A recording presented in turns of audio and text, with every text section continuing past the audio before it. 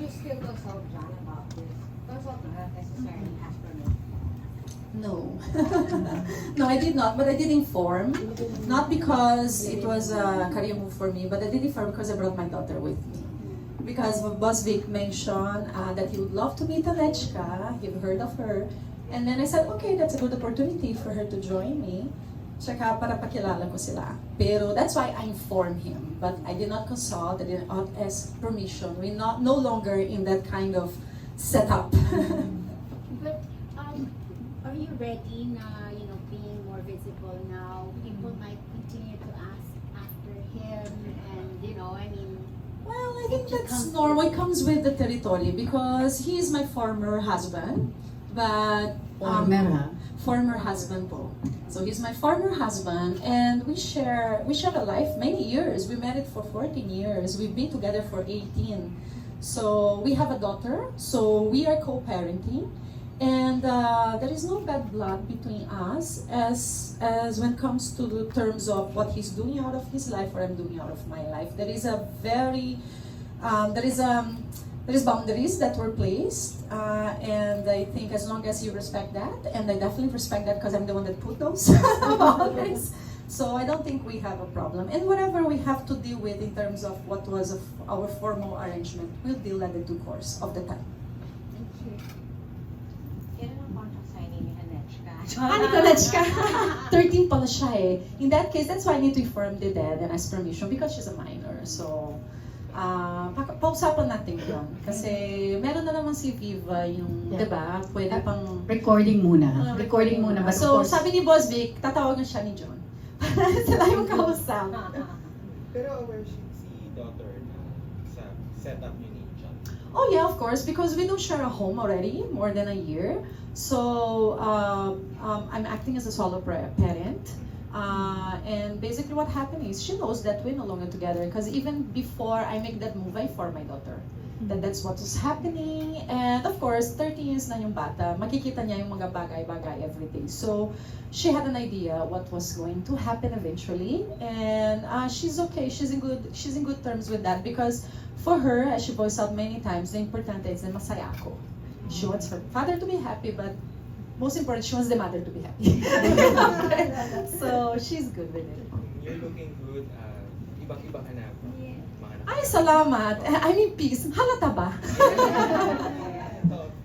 If ever may chance na, syempre, active ka ulit sa showbiz. Opo. May halimbawa may magparamdam sa inyo, may nanligaw sa'yo. Are you open with that? As soon as I'm officially no longer married, why not coconut? I believe I'm still in good age to develop, how do you call it, romantic relationships. And yes, I'm very open to that on the day that I'm no longer somebody's wife.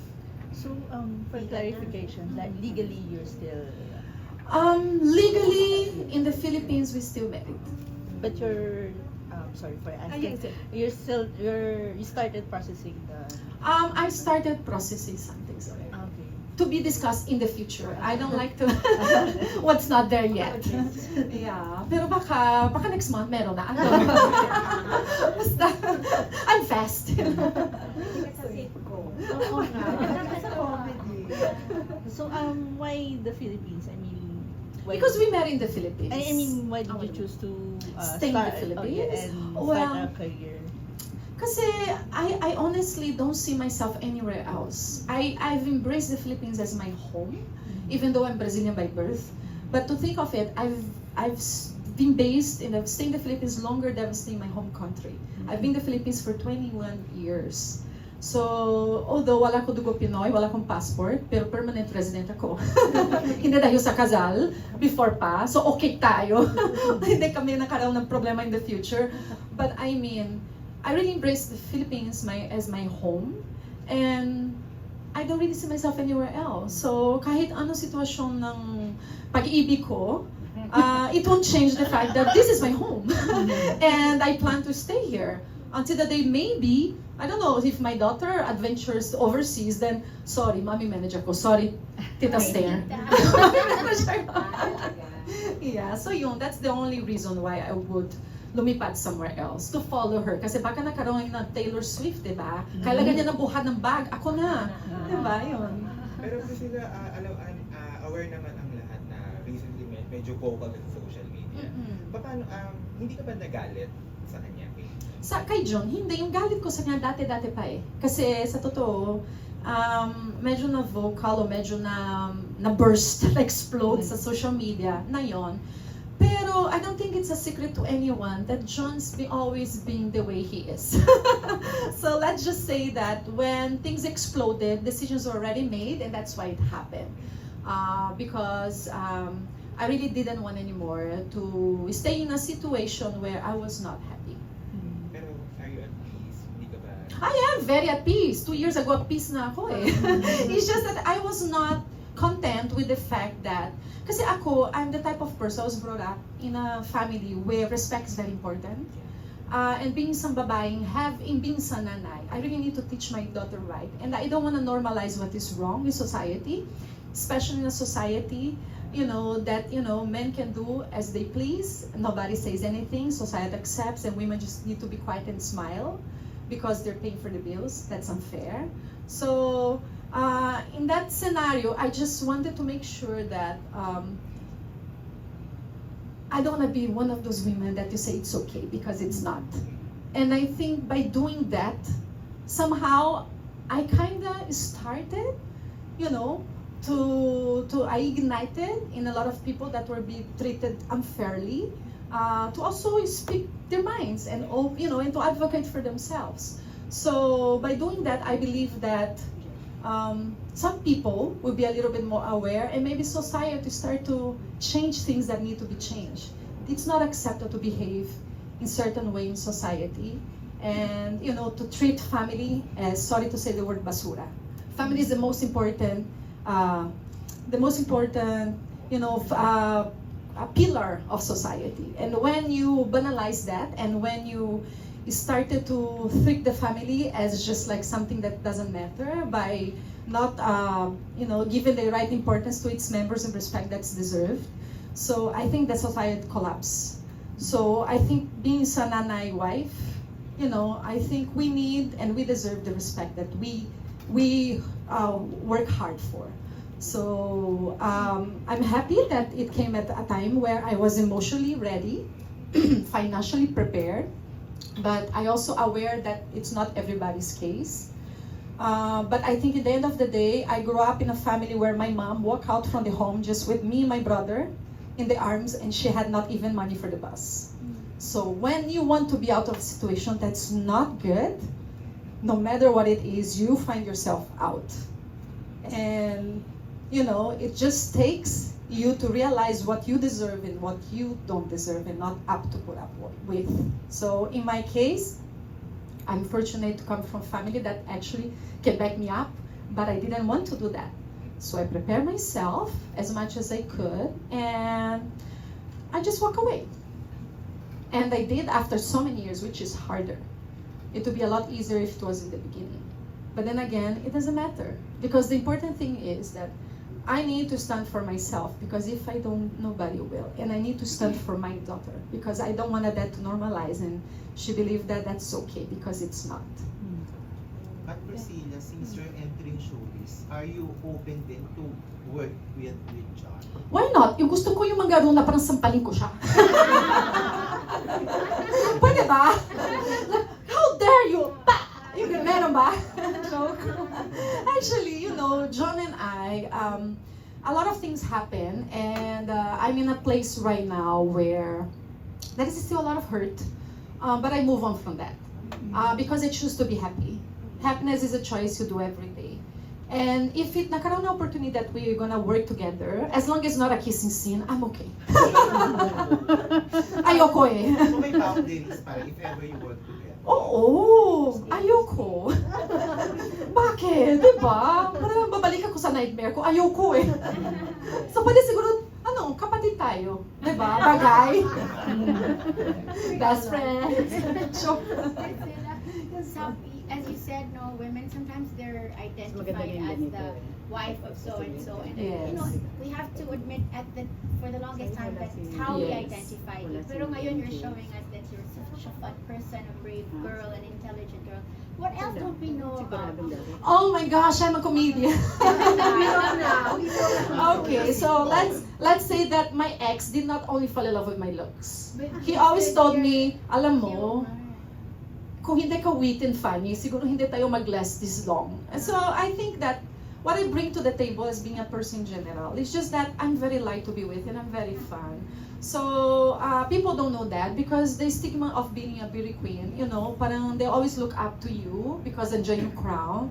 But you know, this is just really like a role that you play. You know, you need to smile, you need to be in a certain, you know, you need to pose and be straight and whatever. But it does not necessarily, you know, describes your personality, being a person. So me, in my private moments, when I'm with my family, with my friends, I love laughing and I make joke out of everything, especially of my, yung mga masakit sa puso, yung mga, ano, mga maramdaman ko, yung mga, you know, tragedies. Very Pinay. Yeah, very, very Always Pinoy. laugh. Yes, very Pinoy. So I think people don't know that yet, and perhaps they also don't know that kaya ko pala magkumanta. Joke, hindi. I suck. No, but yeah, but I just really like, you know, to laugh about everything. Even when I cry, I laugh. Because ayoko na mga di ba? Kailangan ko ng botox. So, you just laugh na lang kasi sayang naman. You're so fun to speak with. Totoo nga yan. Pati kami, makakasama mo na kami for 20 years. Ay, gano'n, di ba? Ano na lang.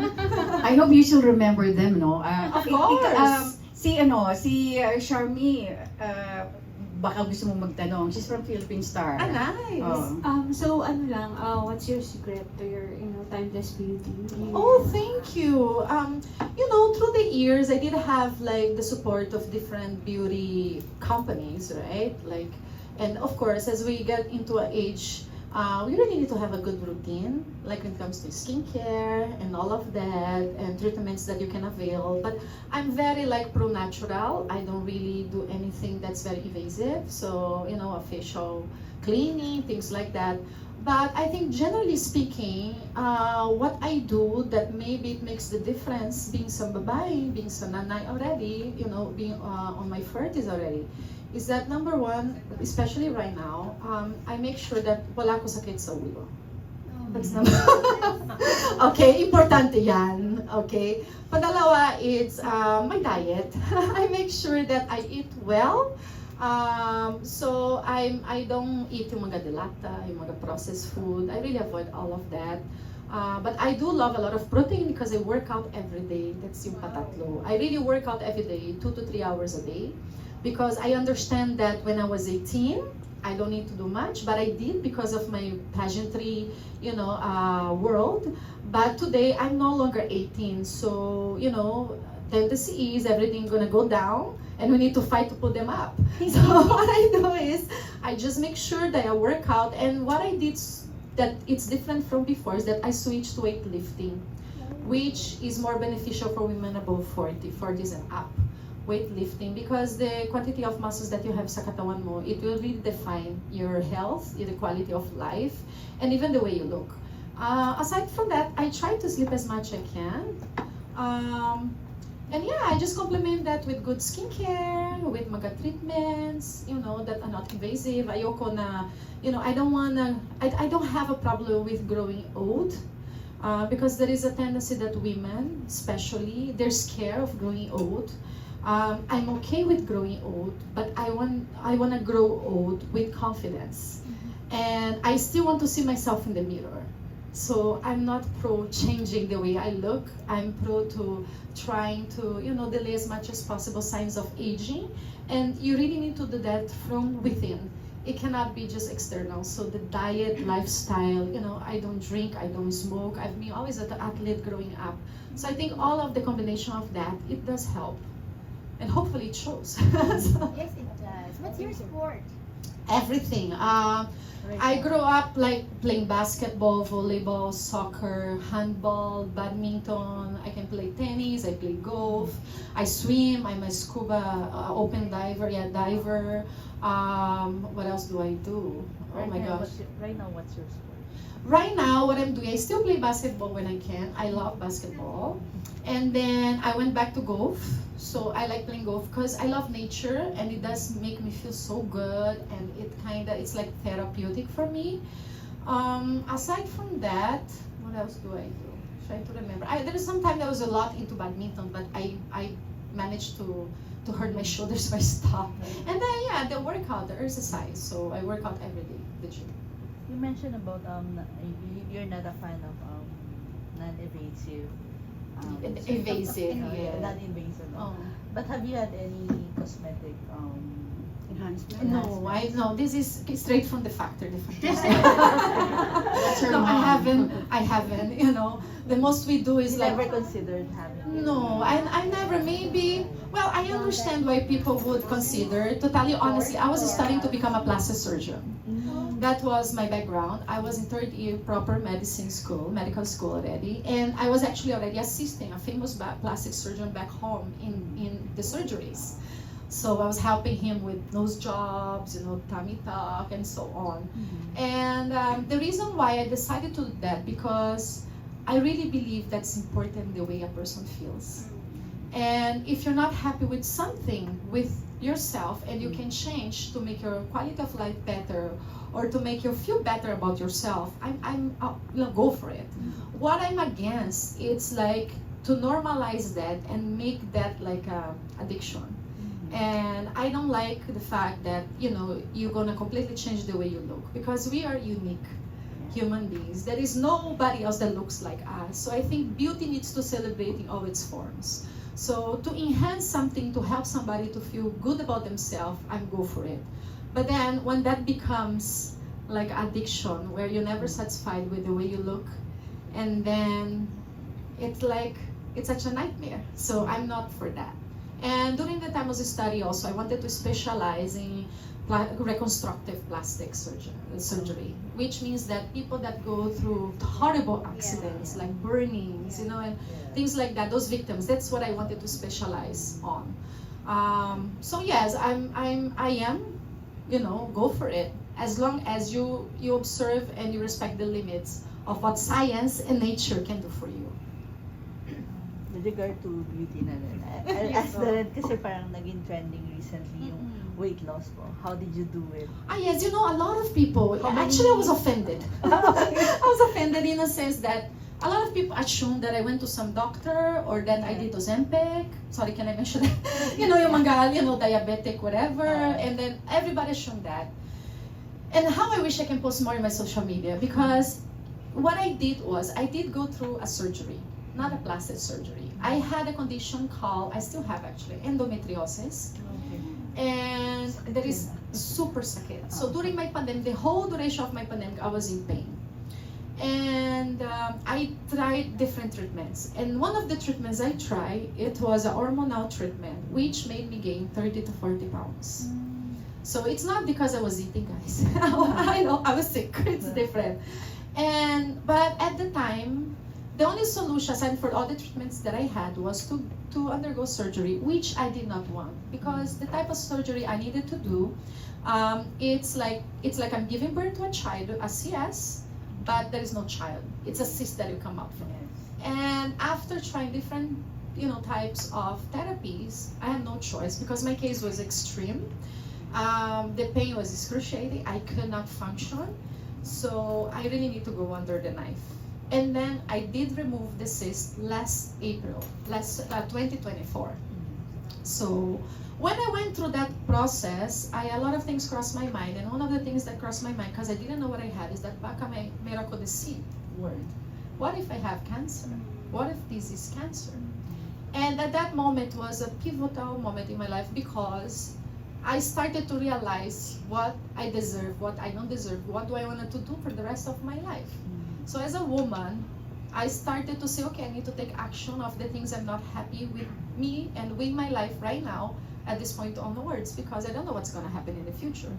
So when I undergo the surgery, first thing I did was, okay, I kind of set a schedule of the things that I want to accomplish. And number one concern was, and priority that I had was to lose weight. And I gave myself 6 months. And I knew what to do because during that problem, I went to so many seminars online to find out the things that trigger women in general and cause inflammation. And gain weight's primary like how do you call that? Like a reason, or it comes from inflammation in your body. Things that you eat that it cause inflammation, so you gain weight. So I remove all of those things with mint. I remove pretty much like processed carbs. I remove the sugar. I remove any dairy. So I remove all of that. And then that helped with my condition. So when I did the surgery, I said, okay, that's what I need to do. What do I need to do is I just remove all those things that cause inflammation in my body. I stick with a natural diet, or earth diet, what I call at the time. And then I'm sure I'm gonna lose the weight, and I go back to the gym. So that's what I did. Every day I eat the same thing over and over for 6 months. So I shed off 45 pounds in 6 months, plus 3 years, 3 hours at the gym every day, no rest, because I had a goal. That was the target I put for myself. And that came out of, you know, a lot of discipline, hard work, and determination. So people still ask, what happened? The people in my gym, they said I'm a permanent feature there because I have a friend, oh, Johnny si Priscilla, sa kanto niya mag-workout, wow, ang dami weights. So, you know, so they know how I did it. The people in my family, they know how I did it. My mates know how I did it. My daughter knows how I did it. But of course, to the other people, it's hard to believe how I did it. But all I can say is that diet is the number one, and self-love is the second. Kasi kailangan mo talaga mamahal yung sarili mo para darating ka sa isang position, isang place na sa tingin mo dapat karapat sa'yo. So you need to love yourself. Was that 6 months after the surgery? After the surgery, yes. So basically that's what I did. Hindi nagprotesta si mama mo na you still want to stay here in the Philippines. Actually, hindi. Sabi ko sa kanya, kaya kasi back home we have different business. Yung nanay ko talaga yung head ng business. And every time she comes once a year, for 30 days, not siya 25. But this time, sabi ko sa kanya, kailangan siya ng 60 days. So for the first time, she's 2 months here. And sinasabi ko sa kanya, benta natin lahat yan. Balik ka dito sa Pilipinas. It's so much more fun in the Philippines. So I told her she loves the Philippines. And before, she had a hard time understanding kung bakit. Pipilit ko, dito ako nakatira. But I think after seeing the things that happen and how happy I am, and how happy her granddaughter is, she understands and she respects. So, plano namin actually, eventually, kasi of course, my mom just gonna turn 61 this coming Monday. Eventually, mariretire yan. Happy birthday, Mom. Mariretire yan. So, sabi ko sa kanya, sige, 6 months ka dito, 6 months ka sa Brazil, sa US, kahit na saan mo gusto. Okay daw siya. So, you're working towards that. To make sure that my brother is the one running all the business so that she has more freedom to be anywhere she wants. Dalawa lang kami. Vaughn? Charmy, yes. Go. Get the microphone. And so when it comes to your children, so ano yung mga advice na palagi mong nire-remind sa kanila when it comes to like love, life, and career? Ganon. Well, palagi ko sinabi sa anak ko that nasaan siya masaya, dapat dyan siya. So, I think it's important that narinig mo yung intuition mo, being isang babae. Padalawa, dapat naunahan yung mahal sa sarili mo. And patatlo, investigate. You need to research. You need to research kung sino yung mga kaibigan, kung sino yung family, things like that, because it matters. I remember that one of the reasons why maybe I was a lot blinded about the relationships I got involved in this country, it's because I'm not from here. And then, during my time, hindi masyado uso yung social media. So, it's hearsay here and things like that. So, I believe that it's, the background of a person. Who is the family they come from? Sino mga barkada nila? It matters. It will, what they say, right? Like, birds of the same feather flock together. It's true. So being sananay na yon, I really know that deep in my core. But you know, being sandalaga and we very naive about a lot of things. And sa tingin natin yung pag-ibig, it's like, you know, being loved is the most important thing. I'm not saying that's not good. I'm just saying that do your due diligence in terms of nasaan ka papasok. Because it will matter, it will teach you lessons, it may hurt you, scar you, but I think in the end of the day, as long as you're sure and the consequences that you come out of that relationship and you're ready for it and you have a good support group, okay, you'll be okay.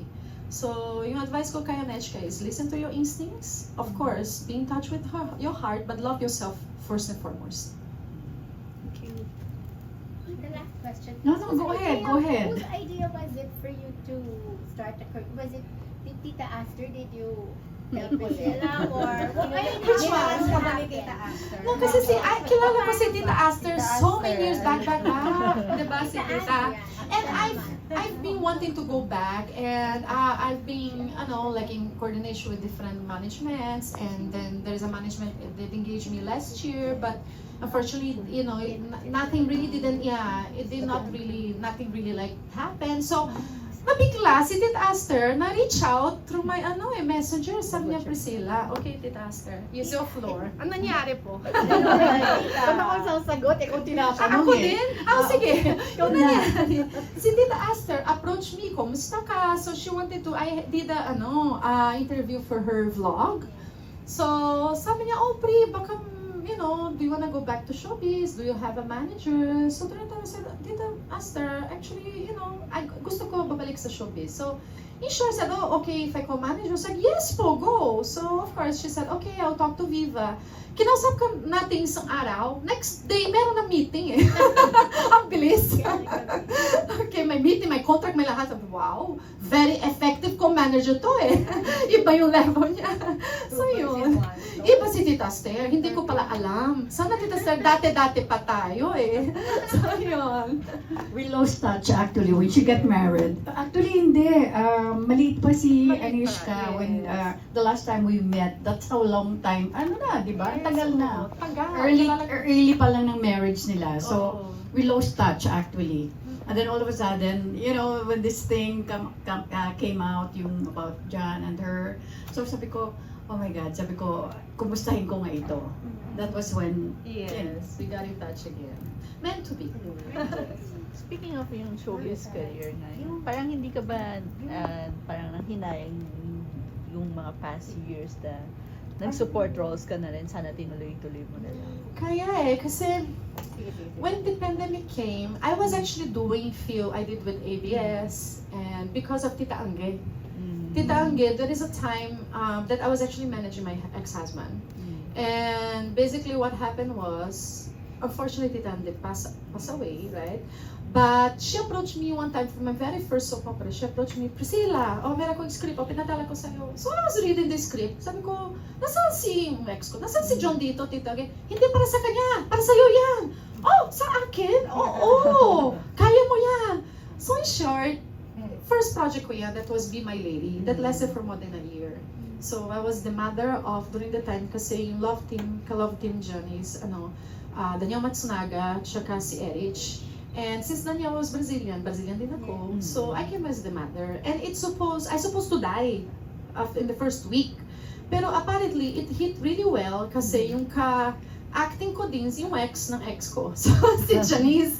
So parang it was a good, outcome of the plot. So, ABS-CBN approached me and said, Priscilla, is it okay? We decide not to kill you anymore. Tuloy natin yung mga role mo dyan. Sabi ko, sige. Pero, you're gonna be the mother of, kasi dapat ako yung mother ng bata Daniel. You'll be the mother of the adult Daniel. Sabi ko, alam mo, ako yung tipo ng tao. I don't have a problem with that. Basta may trabaho ako, okay ako. Kung gusto mo tumatanda yung itsura ko, okay lang yan. So, yung ginagawa niya lang, nilagay na salamin, lotion yung damit. Sabi ko, it's okay. Palag-up yung po, it's okay. I don't care. Magkano? Madali ako kausap. So, yun. So, yun nangyari. And it lasted for more than a year. And I was very happy. It was very challenging because originally, dapat Portuguese, konti English, walang Tagalog. But eventually, na-develop sa Tagalog. But it was a push in my career, in the language. So from that point on, yung mga directors na nakatatrabaho ako during the time, they came up with another project. They asked me again. But that one, patay talaga siya. Kasi kailangan siya namatay para ma-asenso si Kasi it was yung wildflower para ma-asenso si Maha. So ako yung like something Aguas, I forgot it, Priyanka Aguas. So yun, so sobra ko mayaman dyan. Gusto ko yan. So namatay ako ng cancer. And then para ma-asenso si Maha. And then after that, I got some just like cameo roles. And then I was enjoying it. And I did also some cameo roles for movies. But of course, at that time, it's still medyo limited because yung ex ko, may marami siyang ayoko dito, diba? May asawa ko eh. So what happened was, came the pandemic, we talked, because the kids are all like doing online in school. He asked me, can you please do not accept work anymore? Because I will be away in the bubble working because he was doing provinciano. And then if you get a project, ikaw din away, sino kasama ng anak natin sa bahay, mga mates? So we agree, sis, he earns 100,000 more than I do, but that's changing, right, Tita Aster? During the time, he earns a lot more. So, but that's changing, okay? We need to claim that. So I said, okay, na-agree ako that I will stay home, making to attend to my daughter. And he was the one doing the bubble and taping all the time. But pandemic was over, and eventually the relationship was over also. It is over.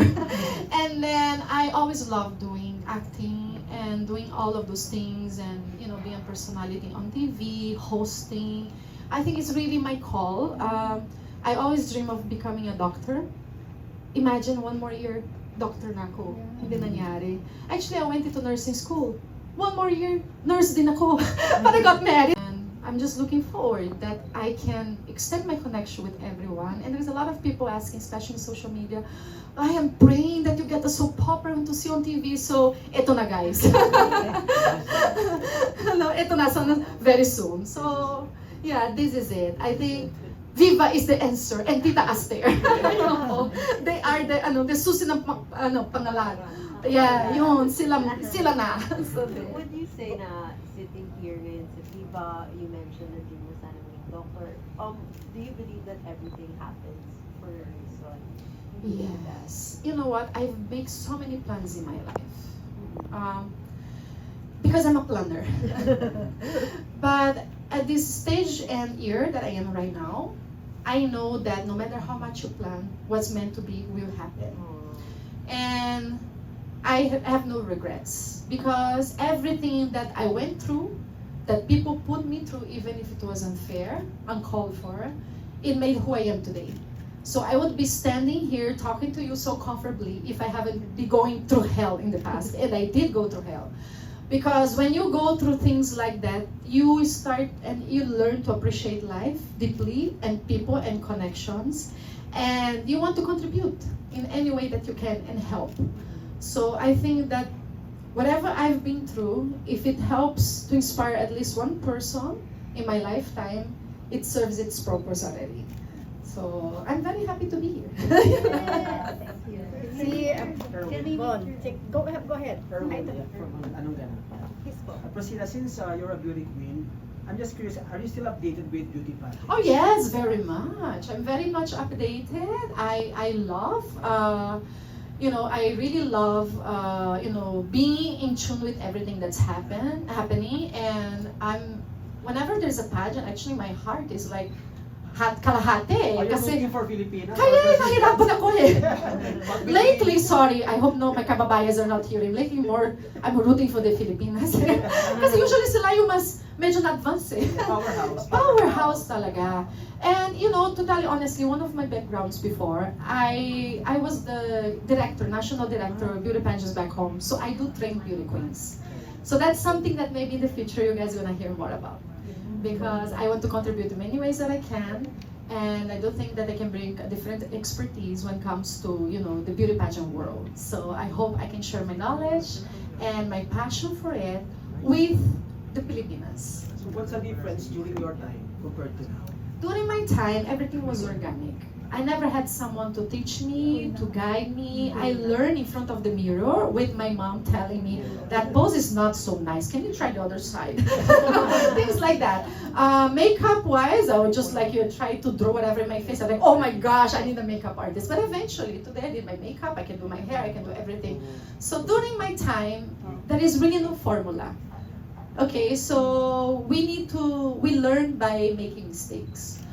With the reality today is that there is really like a camps, right? Iba-ibang camps, and they can really prepare the girls. That's why I think that what makes the Philippines stand out in comparison with other countries is that the Philippines take beauty pageants very professionally. And I think that's an edge. And if I can contribute somehow with the experience, the heart that I have for the industry, the pageantry industry, I'm very willing, because I think more than anyone, I know and I feel, and being a nanay, my heart's really for the candidates. So I've been there, I've seen that, so I know. Thank you. Just That's curious, Erwin. Yes po. Kasi may nurse. mga pageant experts recently na nagsabi, mahal daw sumali sa pageantry. And during your time, mahal ba? During my time, kung mahal yung sumali, iba kasi during the time, yung mahal is umpisa, because I need to supply my own damit, things like that. Walang sponsor. So my mom paid for my clothes, for my makeup, for everything. But once I was already in, the pageant was taking care of it. But not every pageant takes care in a good way. May limitations din sila. So, siguro yung mahal is really an investment sa sarili mo. But I know that today, because it became an industry, you really need to enroll in camps. You really need to be able to afford everything. So, it can come out very expensive. But we can change that. And hopefully I can share with you guys very soon. Do you agree with all the changes? So, very controversial na, Anna. Gusto mo talaga nilagay ako sa fire, ring of fire. Okay, I'll be very safe in answering that. Okay. Okay, you don't? So, ikaw muna sa ring of fire? Okay, being some babae, nanay, I believe, okay, when I first enter a beauty pageant, for me, the meaning of being a beauty pageant, it's really celebration of women's beauty. By saying that, the beauty pageant that we have today, that's designed for women, I believe they should only include women. Women by birth, okay? Female, let's specify that, females. So in that aspect, I do not agree. But again, when it comes in terms of age, I think beauty is universal and is limitless. If you are, capable of competing the level as a younger woman, so be it. Because also with the technology nowadays, women of 40, they don't look 40, right? They say that 40s is the new 30s. So, and actually the younger generation, sad to say, they're not as conscious, healthy-wise, as the generation of, my generation is. So I would understand that maybe, a young woman of early 20s and another woman of middle 30s would actually not fall very far apart. So in terms of age, I think it's okay. I just do not agree, because also my background is Bible-based. I'm a Christian. I'm born again. So I do not agree with the fact that they're accepting other genders in the pageant, because I know, coming from the background that I come from, that there is pageants for all kinds, So we have pageants for them, and we have pageant for us. So I don't think it's fair that they enter our pageant world, because that was not what it was originally designed for. If it's for women, females by birth, it should be kept that way, just females by birth. Because I've joined, I've hosted, I've even helped organize pageants for the LGBT community, and they're wonderful, and sometimes they're even hotter than the women.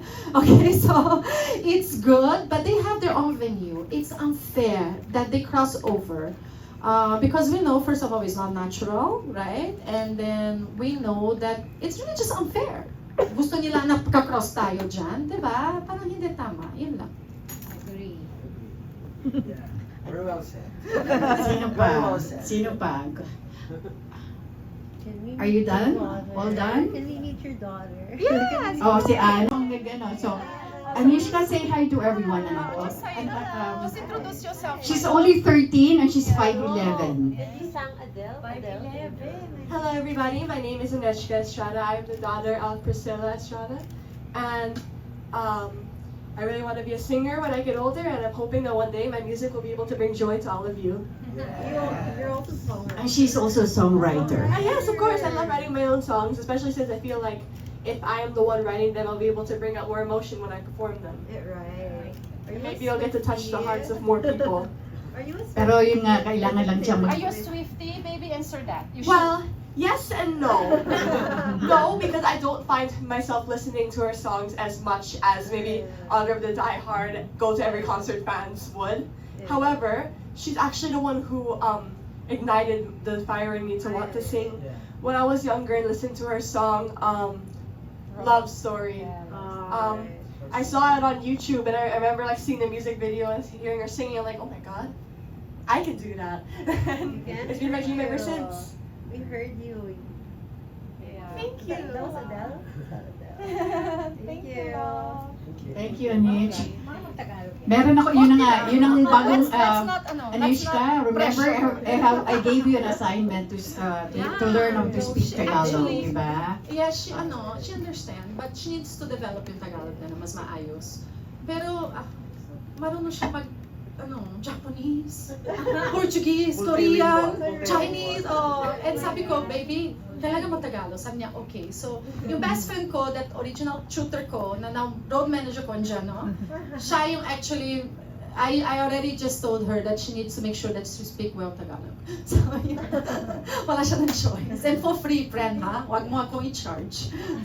By the way, Priscilla's RM or road manager is handler pala, handler, not RM. Si Sheng akit ka naman. Tayo ka naman. Sheng Santos. Siya ang magiging nanay-nanayan dito sa Viva ni Priscilla. So, magkukulitan kayong dalawa. Yun. We're gonna become best new friends. Yes. So, wala na talaga kayong gustong itanong. Mas maganda, di ba? Wala na yung limit. Oh, you're only limited to 2 questions. And that's it.